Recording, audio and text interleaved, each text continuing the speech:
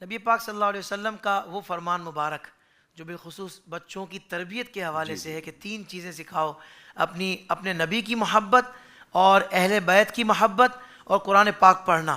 تو تربیت اولاد کے سلسلے میں ان تینوں چیزوں کی کتنی اہمیت ہے؟ حضرت امام جلال الدین سیوطی بن ابی بکر رضی اللہ تعالی عنہ آپ نے اپنی کتاب جامع الصغیر میں بھی نقل کی اور کئی کتب احادیث میں موجود جی رسول اللہ صلی اللہ علیہ وسلم کا فرمان، میں چاہتا ہوں ہر امتی اس کو یاد کر لے، ادبوا اولادکم ثلاث خصال۔ رسول پاک صلی اللہ علیہ وسلم نے فرمایا اپنی اولاد کو 3 چیزیں سکھاؤ، 3 خصلتیں ان کے اندر راسخ کر دو۔ واہ واہ، کون کون سی؟ حب نبیکم، پیارے نبی کی محبت، وحب اہل بیت، اور اہل بیت کی محبت، اور تلاوت القرآن، اور قرآن پاک سکھاؤ۔ یہ 3 چیزیں ہر امتی کو یاد ہونا چاہیے کہ حضور نے ان 3 کاموں کو اپنی اولاد کو سکھانے کا حکم دیا۔ اب قابل غور بات کیا ہے؟ قابل غور بات یہ ہے کہ حضور نے 3 کام سکھانے کا بولا۔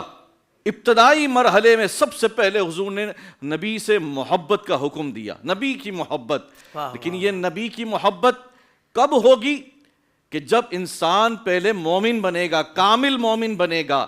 حالانکہ نماز، روزہ، حج، زکوٰۃ یہ ستون ہیں، ارکان ہیں، بنیاد ہیں، اس کا حکم نہیں دیا جا رہا۔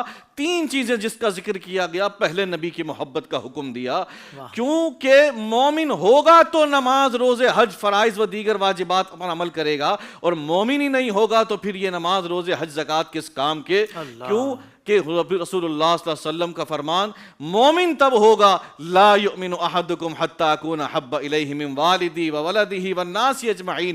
مومن اس وقت ہوگا کہ جب تک اپنی اولاد، اپنی جان، اپنے ماں باپ سے زیادہ میں اس کو محبوب نہ ہو جاؤں، اس وقت تک یہ مومن نہیں ہوگا۔ اور دوسری بات یہ آپ غیر کریں کہ حیرت ہے، رسول پاک صلی اللہ علیہ وسلم نے یہاں جو ارشاد فرمایا، ابتدائی جو الفاظ ہیں یہ قابل غور ہیں، ادبوا اولادکم۔ یہاں پر یہ کسی مسجد کے امام کو حکم نہیں دیا جا رہا، ادبوا، او اپنی اولاد۔ پتہ یہ چلا کہ ماں باپ کو حکم دیا جا رہا ہے، اور یہ ماں باپ کی ذمہ داری ہے۔ نہ ماں باپ پہ ڈالے، نہ باپ ماں پر ڈالے۔ باپ یہ نہ ہو کہ صبح کام پر چلتا بنے اور پھر رات میں بچے کی جو برائی خصلتیں جو وہ سب ماں پر اس پر نزلہ گرا دے، اور نہ ماں اپنے شوہر پر ڈالے، بلکہ دونوں کا یہ بنیادی فریضہ اور حق ہے کہ وہ اولاد کی تربیت کریں، سکھائیں۔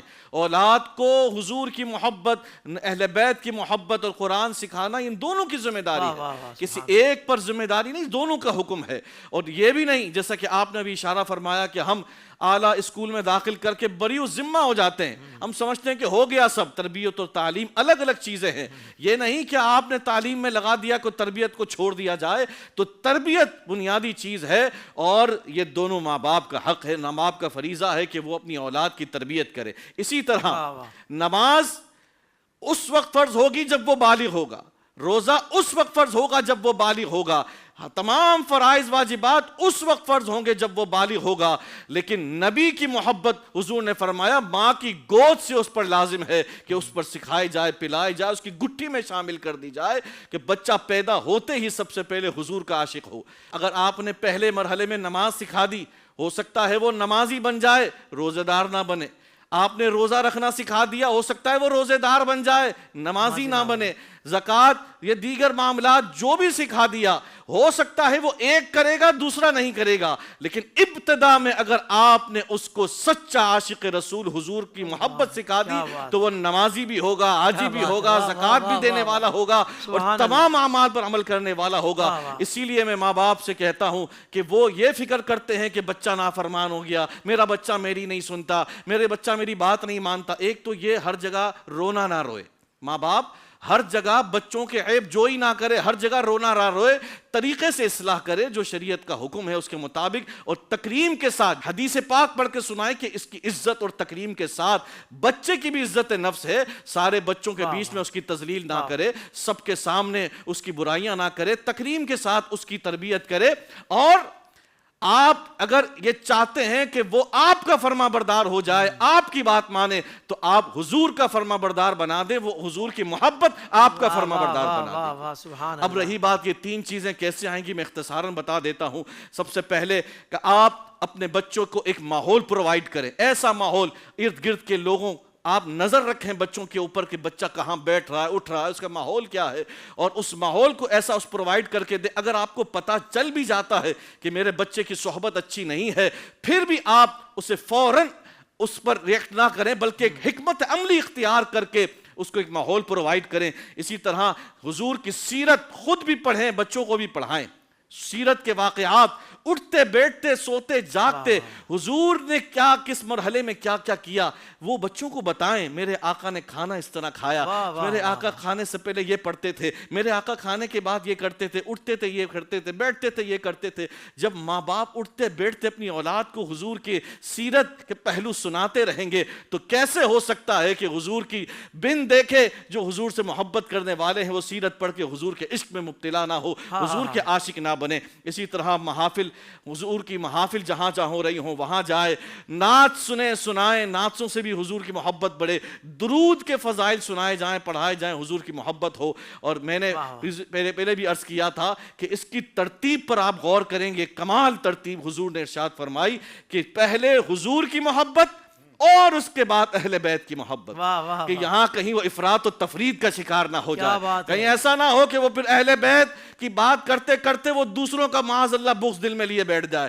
سب کی محبتیں حضور کی نسبت سے ہیں، تو جب وہ اہل بیت سے محبت حضور کی نسبت سے کرے گا تو پھر توازن برقرار رکھے گا کہ صحابہ سے بھی محبت حضور کی نسبت سے ہے۔ اور پھر جب یہ دونوں چیزیں ہوں گی تو پھر قرآن کا نور بھی اس کے دل میں اترے گا، وگرنہ وہ مولا علی رضی اللہ تعالی عنہ پر شرک کے فتوے لگانے والے، قرآن اور سجدے کا عالم یہ تھا کہ ابن عباس فرماتے ہیں قرحۃ من السجود، کہ ان کے ماتھے زخمی ہو گئے تھے سجدوں کی کثرت سے، قرآن اتنا کثرت سے پڑھتے تھے، لیکن چونکہ حضور کی محبت نہیں، اہل بیت کا بغض دل میں تھا، اہل بیت کی محبت دل میں نہیں تھی، اس لیے وہ قرآن پڑھ کر بھی وہ قرآن کے اس آیت کے مصداق ہو گئے کہ یضل بہ کثیرا ویہدی بہ کثیرا۔ چونکہ قرآن کے نور سے وہ منور نہیں ہوئے، اور اس لیے نہیں ہوئے کہ حضور کی محبت اور اہل بیت کی محبت سے عاری تھے۔ تو یہ ترتیب یہ ہمیں بتاتی ہے کہ پہلے حضور کی محبت دل میں ڈالے، پھر اہل بیت کی محبت، اور یہ دونوں دل میں محبتیں ہوں گی تو پھر قرآن کے نور سے کیسے ہو سکتا ہے کہ وہ منور نہ ہو اس کا دل۔ اللہ اکبر، سبحان اللہ۔ زندگی کے تمام شعبوں میں دینی رہنمائی حاصل کرنے اور آخرت کو بہتر کرنے کے لیے ہمارے YouTube channel Islamic digital studio کو سبسکرائب کر لیں اور بیل آئیکن بھی پریس کر لیں۔ قرآن سے بھی ملاتا ہے ہمارا